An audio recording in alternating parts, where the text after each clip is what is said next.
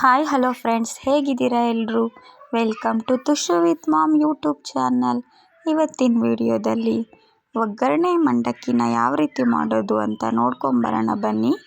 ಈಗ ಇದಕ್ಕೆ ನಾನು ಮೊದಲನೇದಾಗಿ ಇಲ್ಲಿ ಒಂದು ಮಿಕ್ಸರ್ ಜಾರನ್ನ ತಗೊಂಡು ಅದಕ್ಕೆ ಸ್ವಲ್ಪ ಹುರ್ಗಡ್ಲೆ ಮತ್ತು ಒಂದು ಸ್ಪೂನ್ ಆಗೋಷ್ಟು ಜೀರಿಗೆ ಹಾಕ್ಕೊಂಡು ಇದನ್ನು ಪೌಡರ್ ಮಾಡ್ಕೊಂಡು ಬರ್ತೀನಿ.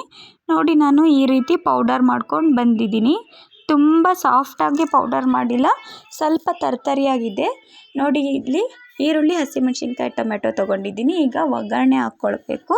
ನೋಡಿ, ಮೊದಲನೇದಾಗಿ ನಾನಿಲ್ಲಿ ಸ್ಟವ್ ಮೇಲೆ ಒಂದು ಬಾಣಲಿ ಇಟ್ಟು ಅದಕ್ಕೆ ಸ್ವಲ್ಪ ಎಣ್ಣೆ ಹಾಕಿಬಿಟ್ಟು ಸಾಸಿವೆ ಮತ್ತು ಸ್ವಲ್ಪ ಜೀರಿಗೆ ಹಾಕ್ತಾಯಿದ್ದೀನಿ. ಸಾಸಿವೆ ಮತ್ತು ಜೀರಿಗೆ ಸಿಡಿತಾ ಇದೆ. ಇದೇ ಟೈಮಲ್ಲಿ ಇದಕ್ಕೆ ಸ್ವಲ್ಪ ಕರಿಬೇವಿನ ಸೊಪ್ಪು ಹಾಕ್ಕೋತಾ ಇದ್ದೀನಿ. ನೋಡಿ, ಕರಿಬೇವಿನ ಸೊಪ್ಪು ಎಲ್ಲ ಫ್ರೈ ಆಗಿದೆ ಎಣ್ಣೆಯಲ್ಲಿ. ಈಗ ನಾನು ಇದಕ್ಕೆ ಕಟ್ ಮಾಡಿ ಇಟ್ಕೊಂಡಿರುವಂಥ ಹಸಿರು ಮೆಣಸಿನ್ಕಾಯಿ ಹಾಕ್ಕೊಂಡು, ಮೆಣಸಿನ್ಕಾಯಿ ಸ್ವಲ್ಪ ಖಾರ ಎಲ್ಲ ಬಿಟ್ಟಿದ ತಕ್ಷಣ ಅದಕ್ಕೆ ನಾನು ಕಟ್ ಮಾಡಿ ಇಟ್ಕೊಂಡಿರುವಂಥ ಈರುಳ್ಳಿನ ಹಾಕ್ಕೋತಾ ಇದ್ದೀನಿ. ಈರುಳ್ಳಿ ಹಾಕ್ಕೊಂಡು ಈಗ ಇದಕ್ಕೆ ರುಚಿಗೆ ತಕ್ಕಷ್ಟು ಉಪ್ಪು ಹಾಕ್ಕೊಳ್ಳೋಣ. ಉಪ್ಪು ಹಾಕ್ಕೊಂಡು ಚೆನ್ನಾಗಿ ಫ್ರೈ ಮಾಡ್ಕೊಳ್ಳೋಣ. ಈರುಳ್ಳಿ ಎಲ್ಲ ಚೆನ್ನಾಗಿ ಫ್ರೈ ಆದಮೇಲೆ ಅದಕ್ಕೆ ನಾನು ಕಟ್ ಮಾಡಿ ಇಟ್ಕೊಂಡಿರುವಂಥ ಟೊಮೆಟೊನೂ ಸಹ ಹಾಕ್ತಾಯಿದ್ದೀನಿ. ಟೊಮೆಟೊ ಎಲ್ಲ ಸಾಫ್ಟ್ ಆಗೋವರೆಗೂ ನಾವು ಇದನ್ನು ಸ್ವಲ್ಪ ಫ್ರೈ ಮಾಡ್ಕೊಳ್ಳೋಣ. ನೋಡಿ, ಚೆನ್ನಾಗಿ ಟೊಮೆಟೊ ಎಲ್ಲ ಸಾಫ್ಟ್ ಆಗೋವರೆಗೂ ಬೆಂದಿದೆ. ನೋಡಿ, ಈಗ ಟೊಮೆಟೊ ಎಲ್ಲ ಸಾಫ್ಟ್ ಆಗಿದೆ. ಈಗ ಇದಕ್ಕೆ ಸ್ವಲ್ಪ ಅರಿಶಿನ ಪುಡಿ ಹಾಕ್ಕೊಳ್ಳೋಣ. ನೋಡಿ, ಅರಿಶಿನ ಪುಡಿ ಹಾಕ್ಕೊಂಡು ಚೆನ್ನಾಗಿ ಮಿಕ್ಸ್ ಮಾಡಿಕೊಂಡು 1-2 ನಿಮಿಷ ಬಿಟ್ಟರೆ ನಮಗೆ ಗೊಜ್ಜು ರೆಡಿ ಆಗುತ್ತೆ.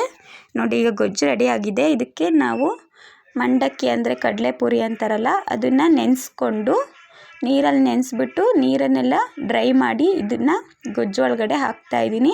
ಹಾಕ್ಕೊಂಡು ಇದನ್ನು ಚೆನ್ನಾಗಿ ಮಿಕ್ಸ್ ಮಾಡ್ಕೋಬೇಕು. ನಾನಿಲ್ಲಿ ಇದರಲ್ಲಿ ಮಿಕ್ಸ್ ಮಾಡೋಕ್ಕಾಗ್ತಾಯಿಲ್ಲ ಅಂತ ಒಂದು ಪಾತ್ರೆಯಲ್ಲಿ ಹಾಕ್ಕೊಂಡು ಚೆನ್ನಾಗಿ ಮಿಕ್ಸ್ ಮಾಡ್ಕೋತಾ ಇದ್ದೀನಿ. ನೋಡಿ, ಇದನ್ನು ಈ ರೀತಿ ಚೆನ್ನಾಗಿ ಮಿಕ್ಸ್ ಮಾಡ್ಕೋಬೇಕಾಗುತ್ತೆ ಗೊಜ್ಜು ಜೊತೆ.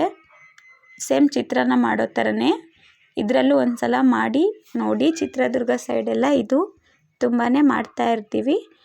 ಯಾರಿಗೆಲ್ಲ ಈ ಥರ ಗೊತ್ತಿಲ್ಲ, ಫಸ್ಟ್ ಟೈಮ್ ನೋಡ್ತಿದ್ದೀರಾ, ನೀವು ಮನೆಯಲ್ಲಿ ಈ ರೀತಿ ಟ್ರೈ ಮಾಡಿ. ನೋಡಿದ್ರಲ್ಲ, ಈಗ ಎಲ್ಲ ರೆಡಿ ಆಯಿತು. ಅದಕ್ಕೆ ನಾವು ಮೊದಲು ಪೌಡ್ರ್ ಮಾಡಿಟ್ಕೊಂಡಿದ್ವಲ್ಲ ಕಡಲೆ ಪೌಡ್ರು, ಅದನ್ನು ಹಾಕ್ಕೋತಾ ಇದ್ದೀನಿ.